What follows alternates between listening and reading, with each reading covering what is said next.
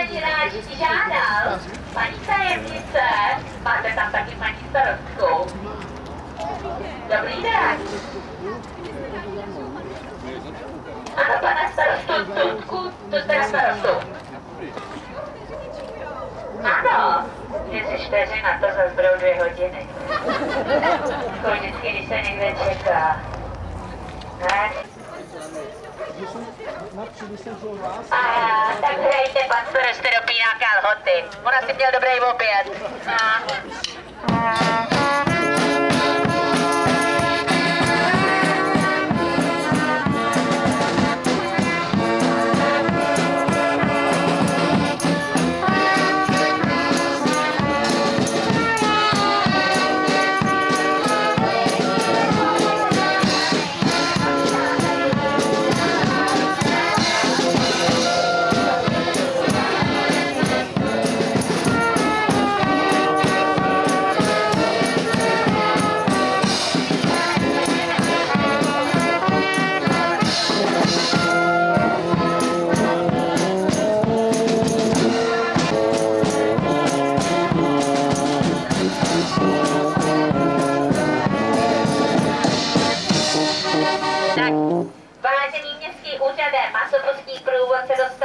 Aby o povolení žádal projít městem Bakovem příležitosti konce masopustu. Tak jaké bude vaše vyjádření? No, já si myslím, že se nejdřív musíme seznámit. Nejdřív se musíme seznámit, jste si všimli, že jsem nový starosta tady. To byly zase volby? Byly volby, ale ten druhý se uchlastal kvůli zežalu. Pamatujete si loni, jak tady byl ten tlustý tajemník? Ano, asi měl ischemickou chorobu, co? Něco takového tam bylo, nicméně asi se přežral. A co tunel? Máme už tunel? Takže co máme učinit pro soudské povolení?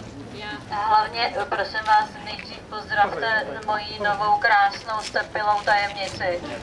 Protože naše město jde s dobou a zatímco všude ještě mají tajemníky, my už máme tajemnici. Zdravíme!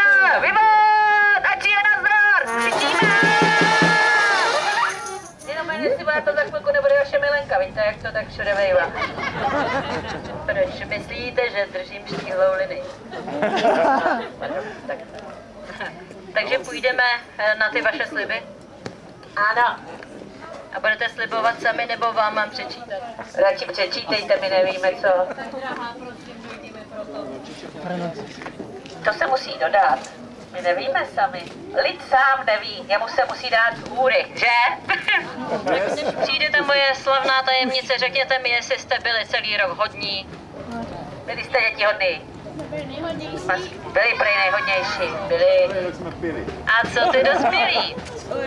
Dospělí byli taky hodný. To Už to pro jo. Tak já jdu.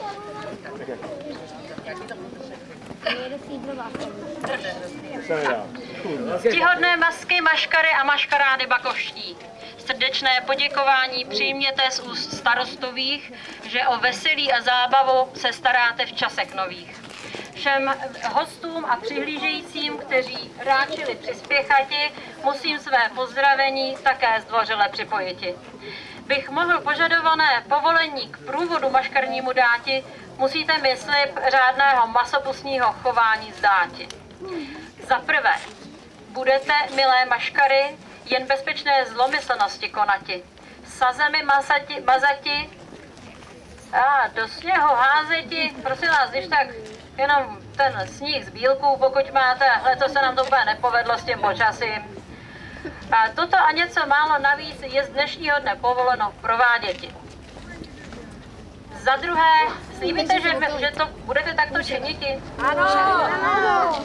Za druhé, svým veselým zpěvem a žertováním bakovské hospodyně i hospodáře račte pobaviti a pokud i výslužku dají, olej je řádně roztáčeti. Budete tak činiti? Ano!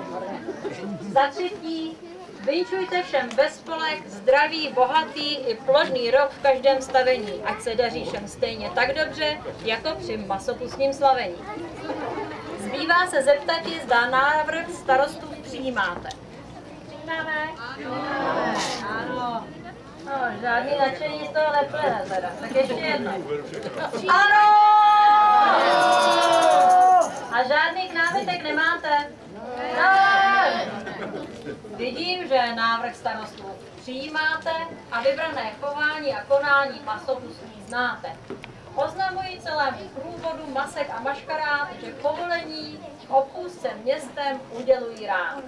Zpívejte, jásejte, dovádějte, radost a veselí do stavení bakovských roznášejte. V krčmě zvané beseda, pak tance a jídla, pití užívejte. Zatím paní starostka. Tak to je.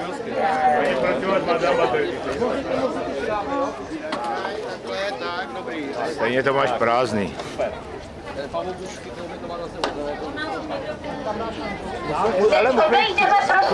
Teď půjdeme takhle parkem a obejdeme to k cukrárně, jo? A tam půjdeme po přechodu. Po přechodu, paní. Po přechodu, dávno tě nečurám. My co už máme po přechodu, můžeme i nudy? Jaj, pojďte se zahrátit, dospělí, pojďte, tady jsem na závaz.